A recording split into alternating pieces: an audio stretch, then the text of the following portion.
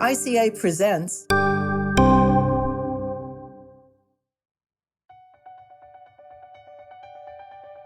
Hello, I'm Ellen Wartella, and welcome to this episode of the Architects of Communication Scholarship podcast series, a production of the ICA Podcast Network.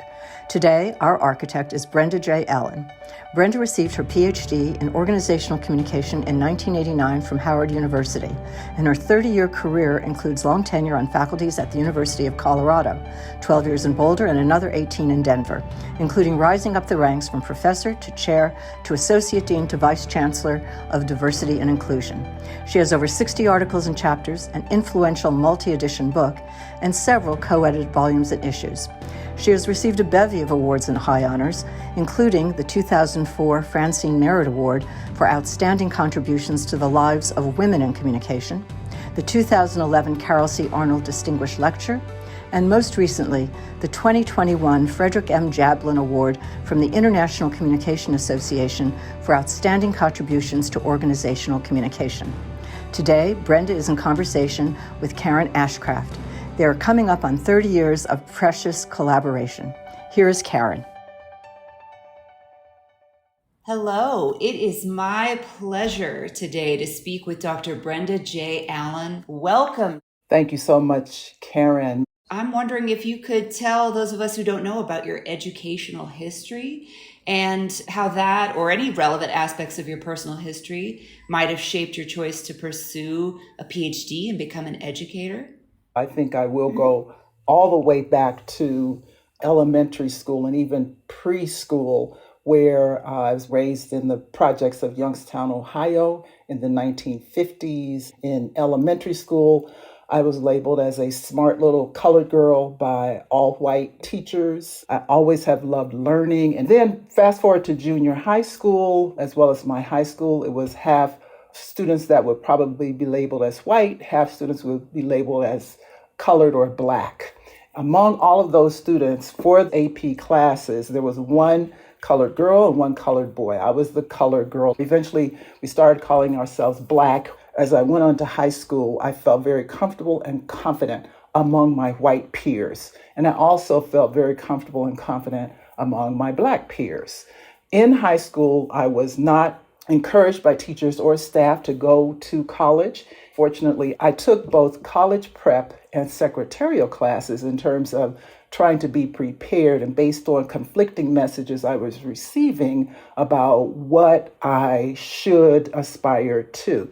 I took my cues from my white peers, and I won the citywide scholarship, which is a full ride to any institution. Because of my limited knowledge and understanding, I just applied to one, Case Western Reserve University. I took a class in voice and diction and loved it. We translated people speaking with different accents, and I had a knack for that. So I earned my undergrad degree in speech pathology, but I really did not want to be a speech pathologist. I moved back to Youngstown, Ohio, where I got a job as an elementary school librarian.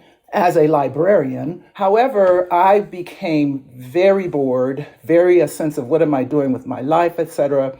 Having this lifelong commitment to education and learning, I decided I would go to grad school. And I decided I wanted to go to a historically Black institution because I never had a Black teacher, a Black faculty member, etc. So I chose Howard University.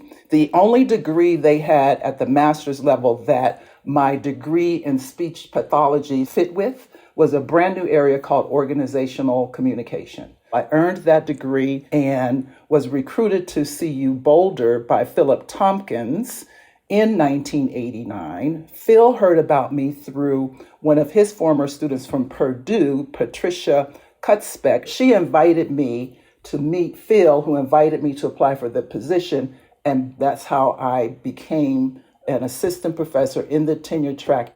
Thank you for that. You've hinted Phil Tompkins, Patricia. Who would you regard as someone who is an extraordinary mentor of so many in the field? Who would you regard as your mentors? And also anything you remember in terms of memorable messages or moments with those people? I think I want to go back to a point I alluded to, which is I really did not have many formal mentors because I wasn't even aware of this idea of having mentors. I see so many up and coming. And based on that, I can identify Phil Tompkins as a crucial person who served in a really powerful mentoring relationship for me from the time that he recruited to the time that I moved to Boulder, as well as thinking about memorable moments. I remember when I came up for tenure at the University of Colorado Boulder, the dean of the college under which our department was housed informed the chair, who was a different person than Phil, that I would probably not make it through tenure, despite the fact that my department had voted unanimously. So after the chair of the department told me about this and actually offered to give me 2 more years to prove myself, when I graciously declined that offer and basically said either they believe I've earned tenure or not, and just like I got this job, I can get another job, I immediately went to Phil's office to tell him what had happened. And there was a memorable moment with Phil in which he said, okay, so we've got to now reiterate our commitment. And since we submitted your dossier, you've published something else. He just outlined what to do next in a way that eventually, when I became a department chair and an associate dean, as well as even as I've continued to help people put together dossiers, et cetera, that was a memorable moment. Patty Kutzbeck and now Patty Bridenstine was pivotal. When it looked like I wasn't doing very well in terms of getting published, the department invited me to choose 2 mentors formally. So I chose Karen Tracy and Bob Craig, and they were phenomenal. I said to them, give me feedback double-barreled. Karen Tracy, when I got my first rejection letter, I took it to her for a publication. Similar with Bob Craig in terms of providing opportunities, engaging me, encouraging me in terms of what I had to offer. You, Karen Lee, are one of my mentors as well. I think we have a phenomenal mutual mentoring relationship, which is something I really encourage others to understand. Everyone can benefit from these relationships. Those are just a few that I can think about in terms of mentors and informal mentoring relationships, some memorable moments within the discipline. And there are other scholars, though, that really influenced my thinking, including you, including Patrice Buzzanel, Dennis Mumby, Patricia Hill Collins, Mark Orby, Michel Foucault, John T. Warren, crucial in terms of critical communication pedagogy, Dennis Mumby, Kimberly Crenshaw, Patricia Hill Collins. When people get an award and they're trying to name everybody, there are others, but these are the ones that really come to mind for me. What a great list, and these shouts out to people who have made such an impact on your scholarship. So you're widely known as a founding scholar in this area of research. Can you tell us how you would describe the area difference studies, what this means to you, and how you came to be interested in it? I came to CU Boulder in hopes of becoming a scholar of computer-mediated communication. And I was completing my long-term doctoral program at Howard University in their School of Communication under the umbrella of organizational communication. I was also patching together a living working at various institutions of higher education in the DC metro area. And that included teaching evenings at community colleges. One evening, I was teaching a voice and diction class to adult learners, and I said, I got to do some research at some organization. I'm looking at computers and communication. Anybody have any ideas? So this woman raised her hand, and she was the executive assistant to the head of technology at PBS corporate headquarters in Alexandria. She said, I think my boss will let you come do some work for us. So I went to PBS, and they gave me carte blanche to create a research project about a burgeoning technology they were employing. I designed a triangulated project. My primary question was, is there a relationship between an organization's culture and how they adopt communication technology? And that technology was electronic mail. So I found indeed there was a powerful connection between PBS and how that organization adopted email. So I was concluding that research when I got the invitation to interview at CU Boulder, came there with all hopes of that being my career area, partially because I loved disarming people who did not expect me to say that my area of scholarship is computer-mediated communication, because I'm Black and a woman. And also encountered that attitude when I got to CU Boulder, those expectations that I did, work in gender, work in ethnicity. That's how I began to look at issues of difference, especially gender and race, because I was intrigued and somewhat amazed by ways that people viewed me, the assumptions people made about me, in an act of what I later learned to label resistance, and in its own way seeming to become complicit. I decided to become that which people assumed I was, which is a scholar who looked at, in particular, gender and race in goal-oriented social collectivities. It was really feminist work and work on women, specifically, more than gender, by the way, was beginning to develop. And so I just decided I would start doing that because it fascinated me. What about the study of difference in organizational communication has moved you, inspired you, delighted you? What has puzzled you, frustrated you?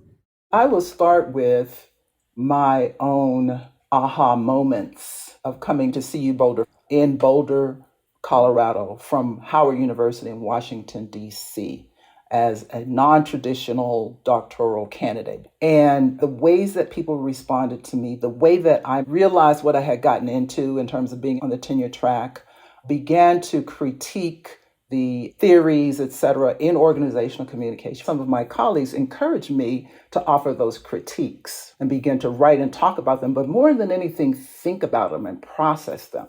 One of the things that we had to do at that time on that faculty is we had to teach a critical thinking course. So when it came my time to teach critical thinking, I realized I didn't want to just have it as this topic up here. I wanted to connect it to something real that people could relate to.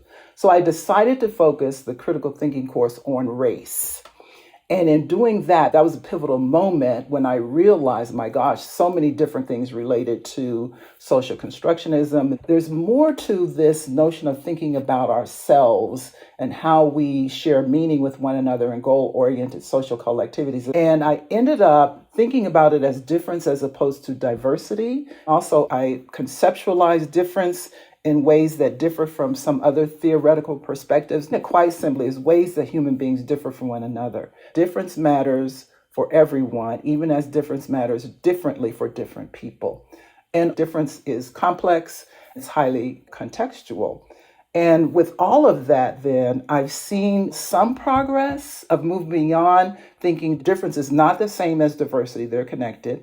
Understanding that difference consists of a wide variety of social identities that also can be very contextual, historically, locally, in the moment. I've seen some of those changes of moving beyond looking first at gender and then maybe gender and race, as well as really attending to intersectionality in ways that Kimberly Crenshaw framed it. It may be quite acceptable that intersections may mean more about overlapping than how I tend to frame it and be consistent with Kimberly Crenshaw. It's with multiple non-dominant identities and the impacts of that. So I'm seeing some growth along those lines. I remain frustrated that too often people are talking about race, but they don't want to name it. Too often people think of talking about difference means you're only talking about the non-dominant categories of any social identities. Too often people want a formula or 3 steps rather than taking, my 3 S's, a strategic, systemic, and sustainable approach to this work. How would you describe your major contributions to the field? You already mentioned your 3 S's, strategic, systemic, sustainable. What are some of the ways that you have challenged us to think and do differently? I feel extremely positive that my impact is far-reaching in terms of a variety of concepts in my book, Difference Matters, which has taken off in ways I just would not have imagined. People are still finding it very impactful, and it's very much related to what I learned and what I value about being an organizational communication scholar. I have a course on Coursera, which is an online learning platform, global. And I've been extremely rewarded with folks from around the world in a wide variety of positions talking about the positive impact going through that course with me has made on their lives. Even as I was reading some of the work in that volume, hearing people cite me or seeing people cite me. I think that happens a lot. However, my concern there is you can cite me and cite my work, but so what now? What's really happening? What I would hope would happen within organizational communication as an area of scholarship in terms of how, and I'll say we are inviting and encouraging and helping students advance within that area of study, whether they are confirmed majors or in introductory courses. I also would encourage to consider the complexities of social identity, power dynamics, how communication constitutes that, and inviting, encouraging, modeling for students and among ourselves how that works. What's crucial is to perhaps start or continue with some inventory of really getting some clarity about the work that has been done and what might be feasible or usable from within that. Patricia Parker and Jamie McDonald wrote a chapter about difference, diversity, and inclusion in the edited volume Movements in Organizational Communication Research. They share compelling stories, they trace the history of research in those areas, and they offer intriguing ideas for future research. There's a lot of things that have already been done. We don't have to totally construct it, thinking about architecture. I know you've enjoyed writing in different voices and venues over time. Could you talk about what your favorite article, essay, book, project is? I want to start with Twice Blessed, Doubly Oppressed, Women of Color in Academia. Without my even knowing it, I was invoking that notion of intersectionality. Then there was, quote, diversity in quotes in organizational communication, published in the Journal of Applied Communication Research. Those are two.